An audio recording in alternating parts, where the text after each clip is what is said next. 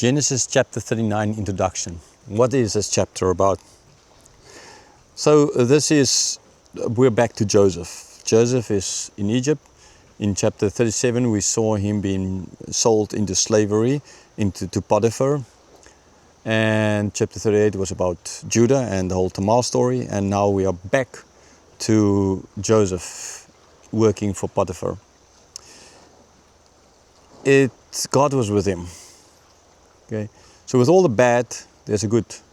Well, there can't be anything better than that, and that is God is with you.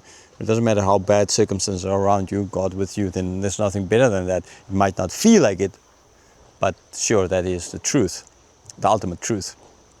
Okay, but we'll get back to that concept in the conclusion part. Right, so in Potiphar's house, God is blessing Potiphar. Like God said, those who bless you will be blessed, and etc. Right? So in this case now, he is a blessing to Potiphar. Because of his faith in God, he is a blessing to Potiphar. Potiphar will get rich. All these things will just get good. And so Potiphar saw, like Jacob before, Laban saw that Jacob was blessed. He was blessed because of Jacob. Right here, Potiphar is blessed because of Joseph. And so he understood that, and so he gave more and more. Basically, everything he had over to Joseph, except for the food he ate. I mean, which would be his personal stuff, right? Like his wife and other personal things that belonged to him, and he didn't want anyone to know about that. Okay, so it all went well, but then there was this problem. Joseph was a handsome guy, which, if he was a handsome guy today, he would make a lot of money in movies and stuff like that. He would be rich. But now in this case, it's going to lead him to prison. Why?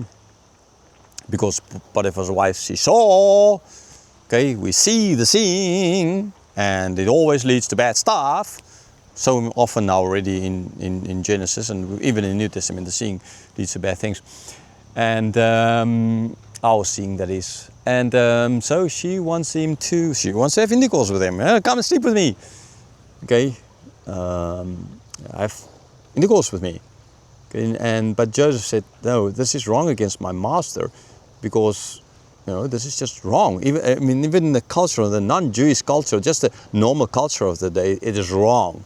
Slave to have intercourse with his master's wife. It's just plain simple wrong. Okay, it's not like in this new Ubisoft game where oh well, I won't even go into that whole story here, right? Woke nonsense. Anyhow, distortion of history. So it is wrong. They knew it. Joseph knew it. So he said that is wrong. But even more, he added, but it's wrong against God. Okay. It's not just wrong against the culture, but more importantly, it's wrong against God. I can't do this because it's wrong. It's a sin. How can I commit such a sin? Nothing, she said, could convince him. So I'm pretty sure she planned everything. She planned a time when she will be alone and Joseph will be alone with her. And then now it might then, seeing he's alone with her and she's alone, he might then maybe think, okay, nobody's going to see it, so maybe if I get away with this kind of thing here, maybe I can get away with it. I mean, it didn't work. He still refused. And then she downplayed, she downed it a little bit. Not saying like, okay, so have intercourse with me, but just lie down with me. Kind of just, I'm lying in the bed, you're kind of lying in the bed. No, we don't need to do anything. But as well, then most likely with the idea, he's a guy and lying next to a beautiful girl in the bed, and nobody around might just lead to more things. Okay, so she was planning all of this and planning all of this out, and still even that didn't work. Nothing worked, and so her last recourse then was, well, if she can't get what she wants, then she is going to have Joseph pay for that.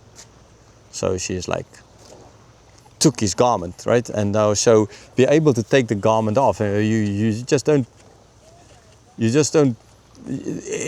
had to plan it in such a way that it was possible for her. So it's like the same like Tamar in the previous chapter who planned everything so that ultimately she can do the right thing. In this case, Potiphar's wife is the exact opposite of Tamar, doing exactly everything, planning as well, like Tamar did, but to get her to do the wrong thing. So see, there's as well this two totally different kind of woman. And the righteous, more righteous, where Judah was the wrong one. In this case, Potiphar's actually Joseph is the right one, and Potiphar's wife is the wrong one. So we immediately see this contrast being brought out to us here. So again, this is as well why the story is in such a way to contrast these two women. Okay. And she had this plan. She planned it so she was able to, if Joseph ultimately deny all of this and not sleep with her, then she will have this proof that he tried to rape her, which then would lead him to go to prison. So she can't get him, no one gets him, and he will be killed, because if he tried to rape her really, then he ought to have been killed for capital punishment for doing that. So I can't get you, Joseph. No, you're not going to get any woman. You'll be dead. You'll be killed. That was her plan. If nothing worked, then this is a final. Okay, and nothing worked. So he fled.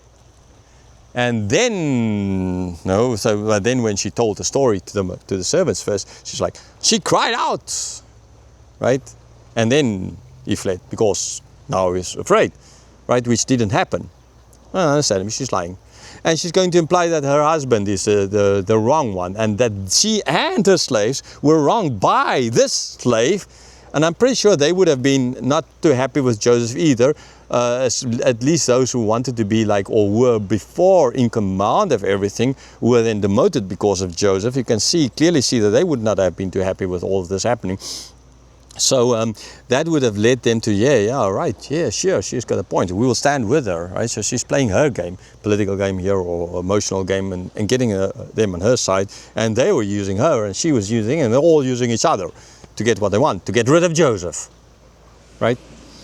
So then when Potiphar came, she downplayed Potiphar's role in it. She did kind of imply that it was Potiphar, kind of brought the Hebrew in there, and he is kind of therefore but not as strongly as with when she was speaking to the other slaves, understandably, because that would have made him angry. And then, yes, Potiphar was very angry, but here Potiphar's wife's plan broke down. Joseph wasn't killed, right? Joseph wasn't killed. Because most likely Potiphar knew his wife, and he knew that she might be lying. So yeah, he did not want to just then get rid of Joseph. So he had him put in prison. He was overseer of this prison, so he could, and he had, the boss kind of responsible for this, so he had him put in prison. And where then, lo and behold, it seems all negative. Now Joseph is even in prison, not just a slave. He's a slave that tried to rape his master's wife, and now he's in prison. And you'll never see the light of day even. But then God was with him, and things started even getting better for him there, or went well with him in the prison, because God blessed him there. And the overseer of the prison saw, and he understood it, and he put Joseph then in command of things. Okay, and this is then where this chapter is going to end.